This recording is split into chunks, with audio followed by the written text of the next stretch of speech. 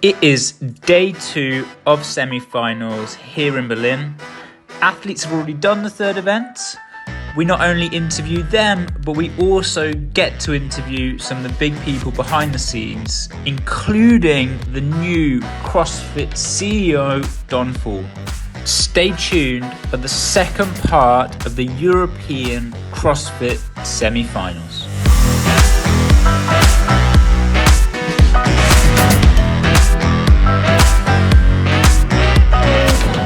Mid lunchtime. You just done event 3. How are you feeling? Pretty good.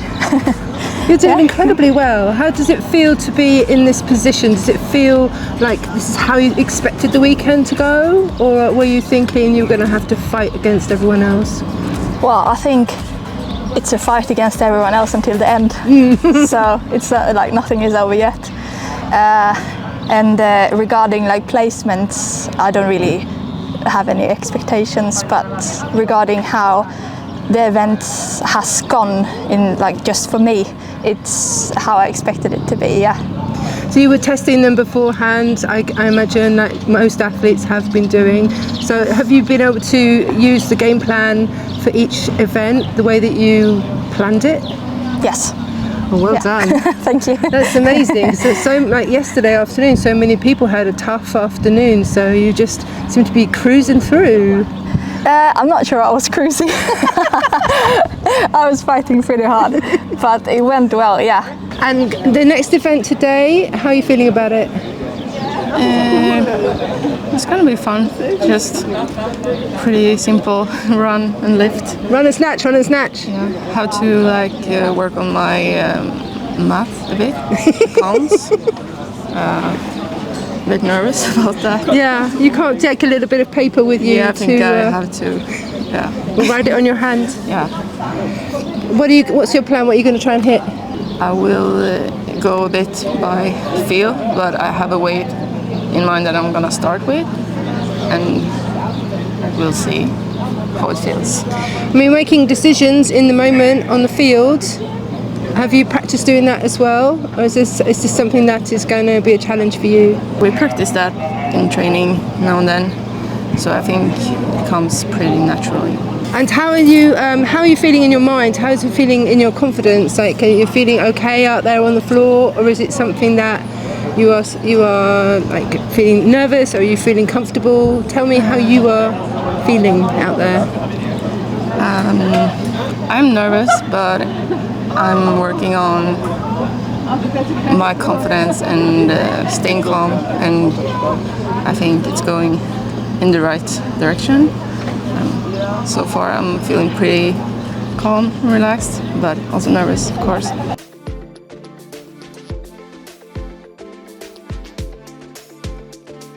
Yeah, so you got the 800 meter run into the 1 arm snatch, 2-minute rest, 8 snatches, 800 meter, YOLO. You have to be really calm on the first run, because then the 1 arm snatch will be really interesting.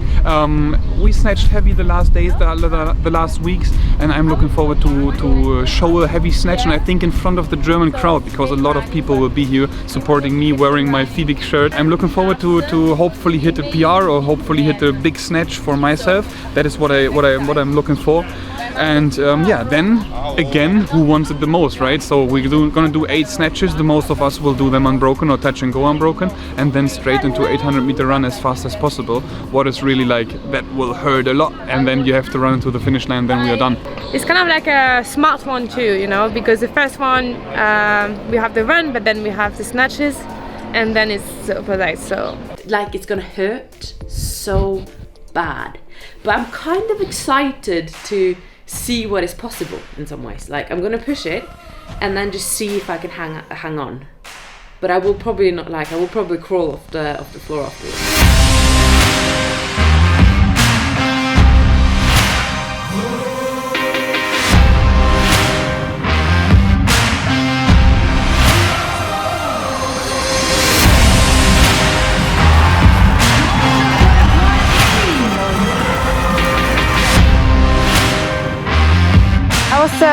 Overall, I'm happy with my execution today. I did everything that I could do. Linda, I improved my time from training. and happy with just kind of how I stayed calm, and I did everything that I could do during Linda. So that was a good workout. Very happy with the lifting. I did like equal my PB. In retrospect, I should have gone for a bit heavy, but I ran out of time because it felt very easy out on the competition floor. But 185 for me is very solid, so that's good. Obviously very disappointed in the other like event 5. So it was way off my training split. But we're actually running an appeal now, because if you look across the scores of everyone that was in the same lane as me, like we were all very slow compared to the rest of the field. So we're like trying to look into and we're gonna have them check and calibrate, like check over the runners to see.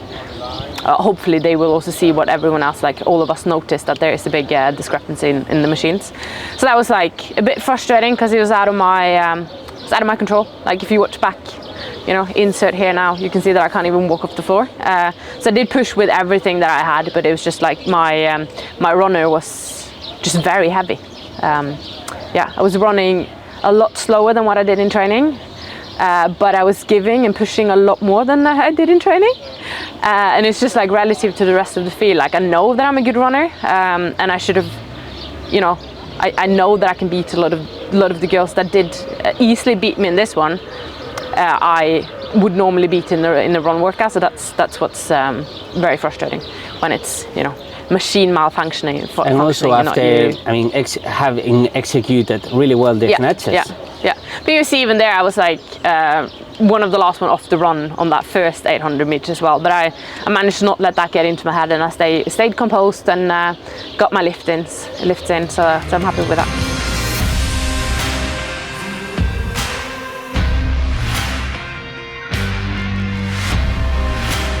Day 2, you're coaching Toby in these semifinals.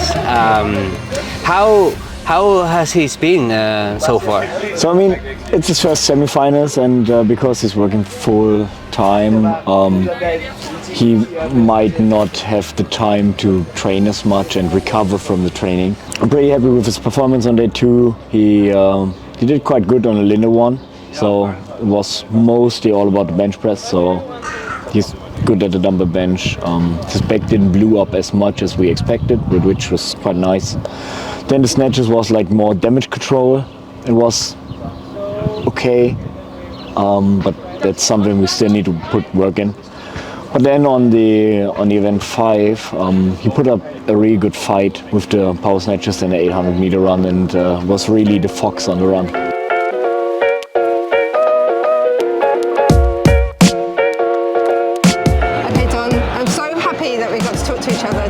This is the CEO of CrossFit, Mr. Don Faul. Thank you for having me. You're almost at the first full competition year as being CEO of CrossFit. How has it been for you this year? It's been incredible. So my year anniversary will be at the Games. The Games last year was my first week in the job. What an incredible way to start. Left that week exhilarated and felt like we haven't slowed down since. It was quite a nice surprise, actually, to be honest. When I was at the Games last year, it was like a really great place to kind of launch you, actually, I thought. It was both exhilarating and terrifying, to be honest. It's a big stage, but the community was so unbelievably welcoming. A lot of people in CrossFit have big opinions, don't they? Well, you know, every now and then, yes. It is both. It is one of the amazing things about our community. People are really passionate about it. It means a lot to them, and so they have perspective. That's very true. We're like, what changes have you made this year that you're happy about? What have you done that you feel is going to bring improvements? Yeah, our team has been working really hard, and first and foremost, really grateful to the team who have worked so hard. We've been focusing on a number of things, really in service of better supporting the community. That's our job. Our job is to grow and support this incredible community that we have.